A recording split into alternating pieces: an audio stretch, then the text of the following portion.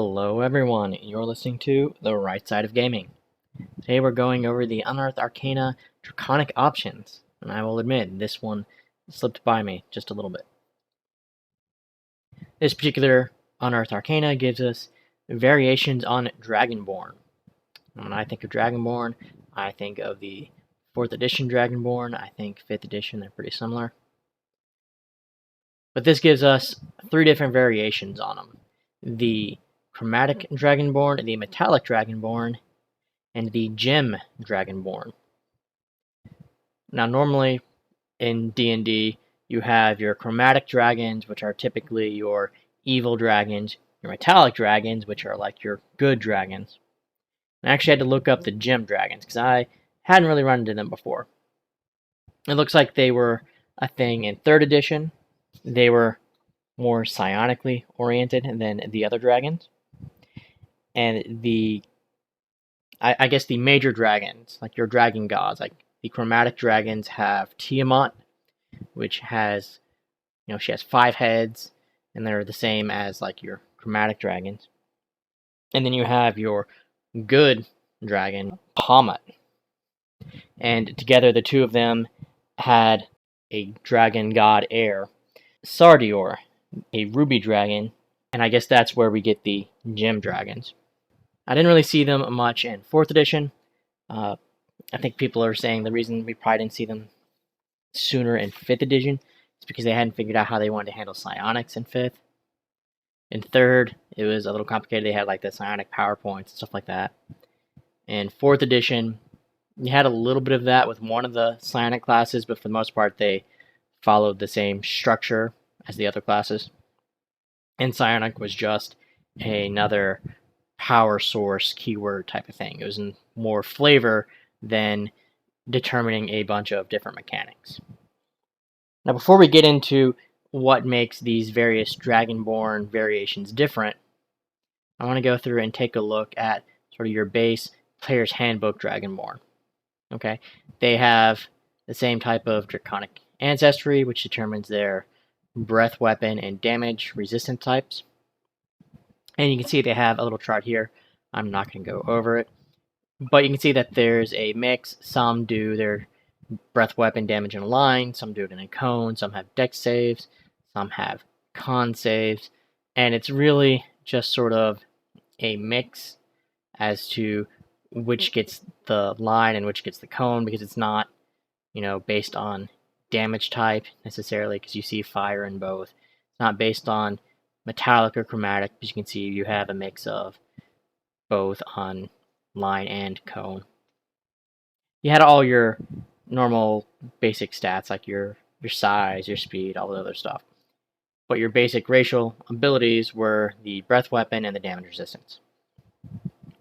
Now, the Explorer's Guide to Wildemont had some variations. It changed up the ability scores, though that doesn't really matter as much anymore, since that's something that you can swap in and out. But instead of damage resistances, you've got the ability to get advantage on persuasion and intimidate, or to make an attack as a reaction, and then they also gave you dark vision. Now, one of the things I want to note about these versions of the Dragonborn is that they have a different breath weapon than what we're going to be looking at in our Unearthed Arcana. Now, these breath weapons do 2d6 damage, and you get it back after a short or long rest. The actual save DC, 8 plus Constitution modifier plus proficiency bonus, that's going to be the same. But I want you to keep in mind that the damage is 2d6, and you get it back after a short rest. Now with our Dragonborn variants, a lot of it is the same. You're a humanoid, you're medium, you have a 30-foot speed. It does stick to sort of our new formula. It says, instead of giving you specific ability scores, it says, okay, you get a +2 to one score and a +1 to another, or you get a +1 to 3 scores, and then you learn common and one other language. The end result winds up being about the same. And we're going to talk about all 3 of these together because they all have the same ancestry and breath weapon and damage resistance built into them. Okay, so the Chromatic Dragons, we have them white, blue, black, red, green, the same colors as Magic the Gathering. And you can see they do cold, lightning, acid, fire, and poison. So that means if you are a white Chromatic Dragonborn, you will deal cold damage with your breath weapon, and you are going to have resistance to cold damage. Likewise, Metallic Dragons, you can see brass, bronze, copper, gold, and silver. You're going to have fire, lightning, acid, fire, and cold. So you see that we don't have a poison option for Metallic Dragons, they just get fire a second time. And then I think this might be why they added in the Gem Dragons. You'll notice that there's 10 damage types in D&D outside of your bludgeoning, slashing, piercing. Okay, we have 10 magical or elemental damage types. And we have 5 of them covered with these dragons, and then Gem Dragons cover the other 5. So you have Force, Radiant, Psychic, Thunder, and Necrotic as options now, in addition to your original 5. Now the breath weapons are going to be the same regardless of whether you're a Chromatic, Metallic, or Gem Dragon, with one exception. Chromatic Dragons do theirs in a line. Metallic and Gem Dragons are the cone. Okay, everything else is going to be the same. It's just that one difference in shape. But you can see it's already much more standardized. It's like, oh, if I'm not a Chromatic, I'm doing the cone. If I'm Chromatic, I'm doing the line. Which makes it a lot easier to keep track of who is doing what. If you go down and look at the actual breath weapon, it's still going to be 8 plus con plus proficiency, so the DC is going to be the same. That's, I think, standard. It's just get your spells and spell-like effects at a standard rate. They're going to be dealing 2d8 damage instead of 2d6. And then, just like with the regular breath weapon, they'll take half damage on a save. But as you can see, there's already a slight increase in damage. And that's because, unlike the Player's Handbook version, where you get it back after a short or long rest, the Unearthed Arcana version says you get to use it a number of times per day equal to your proficiency bonus, and then you're going to get back, all those uses after a long rest. So in theory, with the Player's Handbook version, you could, let's say, go into a dungeon, clear out the first room, take a 1-hour rest. Clear out the second room, take a 1-hour rest. Clear out the third room, take a 1-hour rest. And every time you do that, you use your breath weapon. So you could use it more times per day. It's just, after a while, I think your DM's going to get a little tired of that, and you're probably going to get attacked by something when you try to rest. This at least keeps it in line with some of the other options we've seen recently in some of the other Unearthed Arcana, where they're looking at tying everything to your proficiency bonus, which at first level is +2. But at later levels, let's say you've got like a +5 proficiency bonus. All of a sudden, that's probably closer in line with, what you're probably going to be using of the original version in a day, because, to get it back, you'd have to take like 4 hours of rest in a day. And that's addition to your, long rest later on. So I feel like that's an interesting way to go about it. So you're not going to have as many early on, probably, but you probably come closer, once you've leveled up a bit. It's also worth noting that the Player's Handbook version only gets it once per short rest, so you can only use it once per fight. Unearthed Arcana version doesn't really have that limitation. If you want to use both of them in the same fight, you absolutely could. Now, they all have the Draconic Resistance, same as the Player's Handbook version. They get to resist their damage type.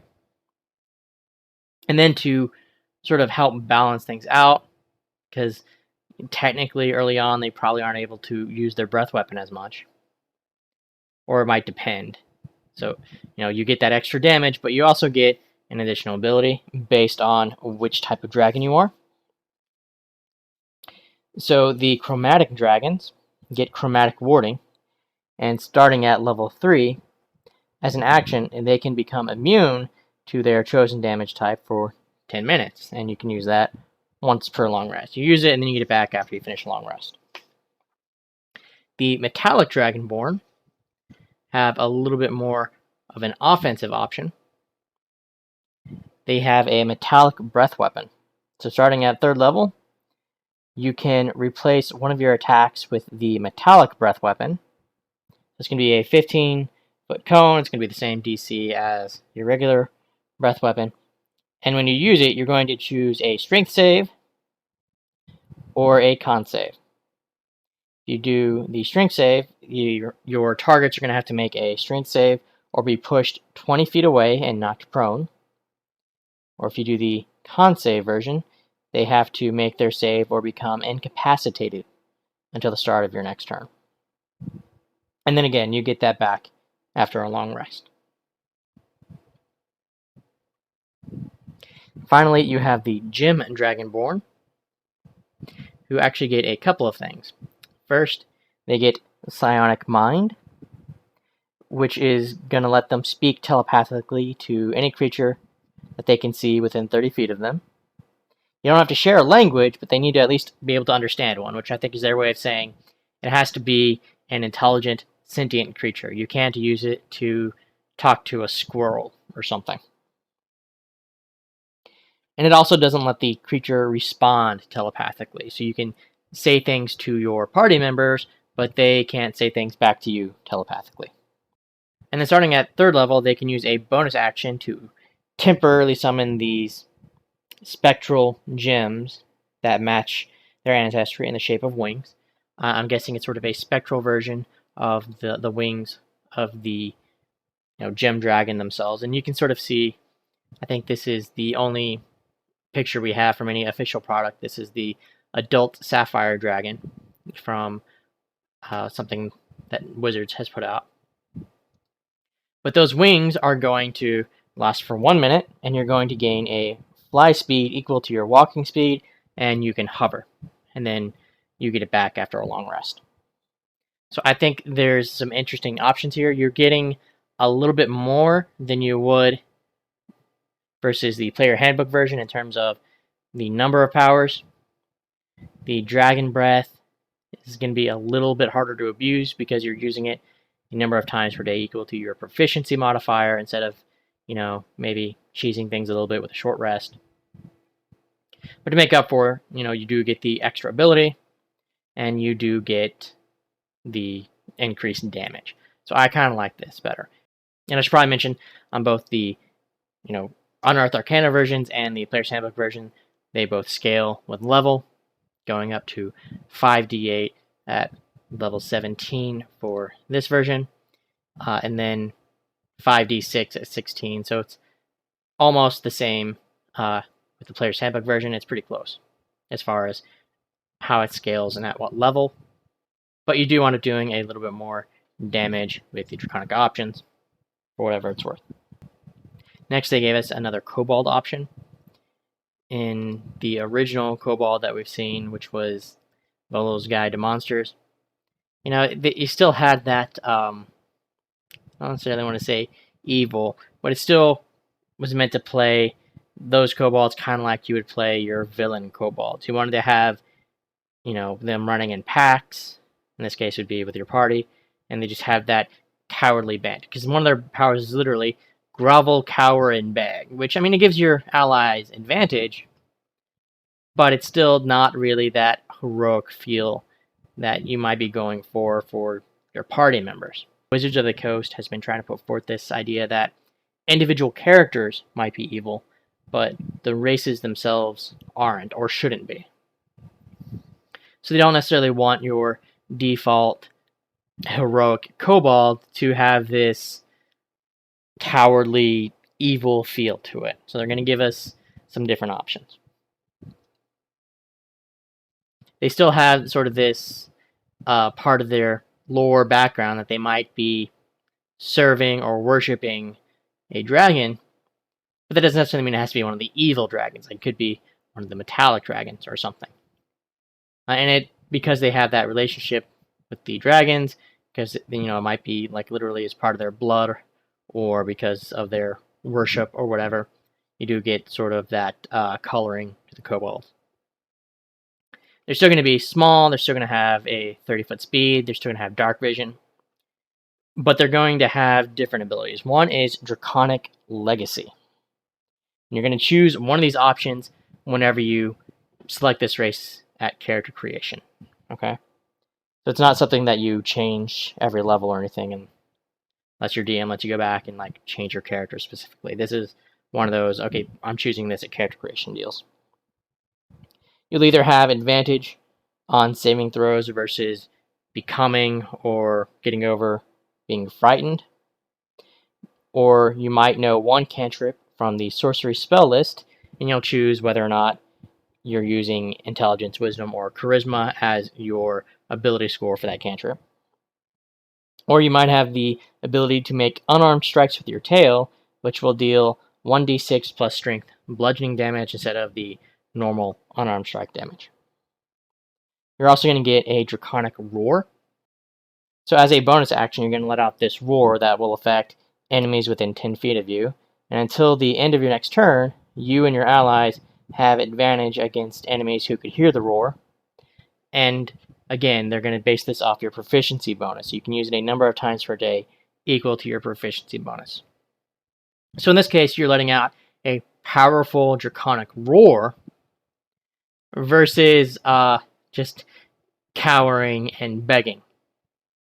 A lot less pathetic. I mean, if you want to still gravel, cower, and beg, absolutely no one is going to stop you. That is a valid character option. I mean, if you want to play the cowering kobold, I mean, that is a legitimate choice. It's just that for people that maybe want to play something a little more heroic, we have the Draconic War option. And this is still, now both options affect enemies within 10 feet of you. It's just that, again, we're moving from the once per short rest option to proficiency bonus option, which I really think that's going to be something that they're going to keep doing, because that seems to be the direction they've gone with the past few Unearthed Arcana. Now this one also gives us some feats, which could be due to your Draconic heritage, or could be a gift or a blessing from a dragon, or something you might get from slaying a dragon, etc. I've actually looked at some of these, and I might maybe not necessarily use the whole one, but we've definitely looked at maybe splitting up some of them and giving them as like feats or half feats for free to some of my party members, some of my players in one of the games I run. But we have Gift of the Chromatic Dragon. So as a bonus action, you can touch a simple or martial weapon to infuse it with acid, cold, fire, lightning, or poison. And for the next minute, it's going to deal an extra d4 damage of the chosen type.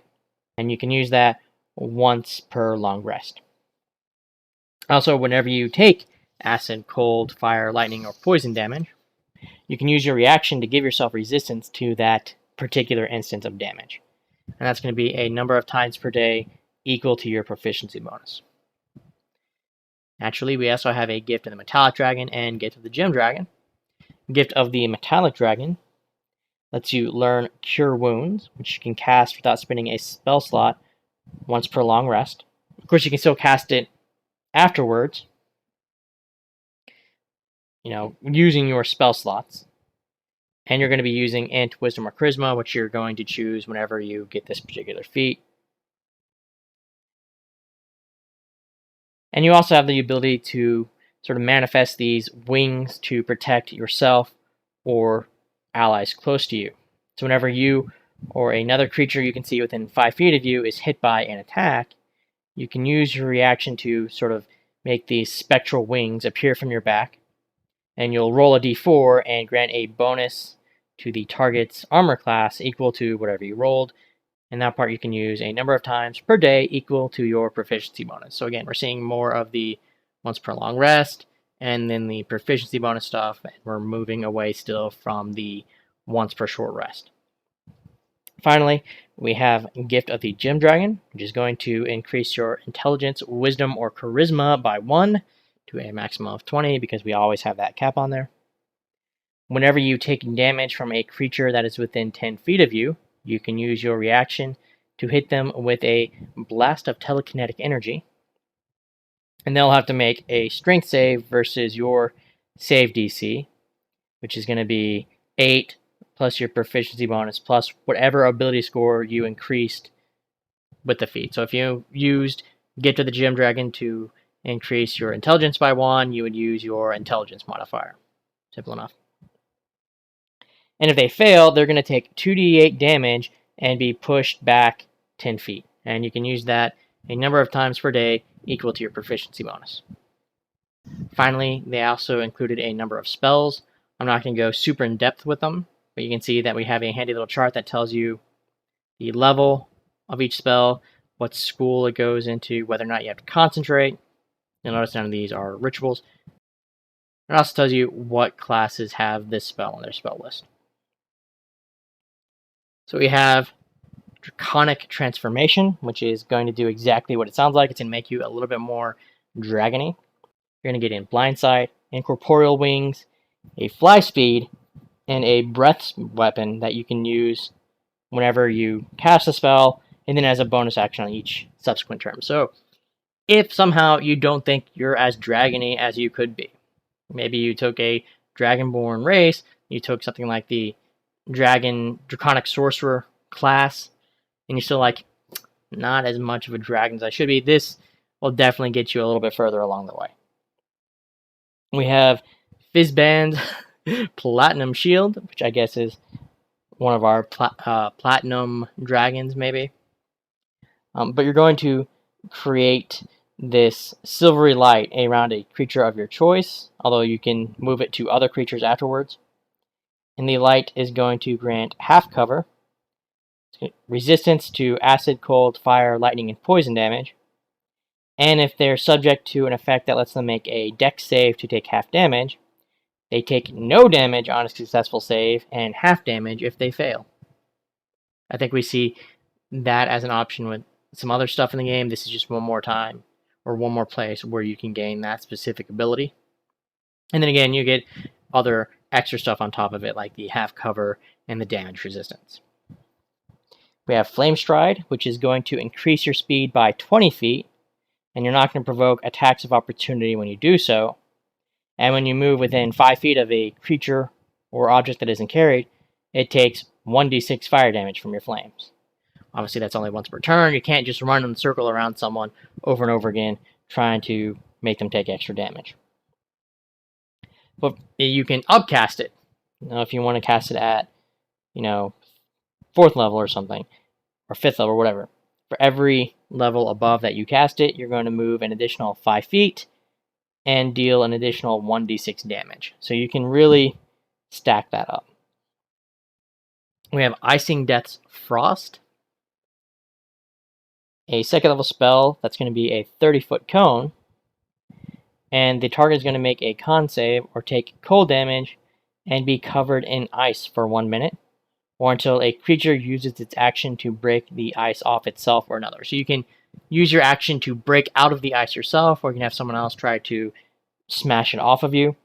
But if you're covered in ice, you have a speed of 0. And then if you save, they're going to take half damage.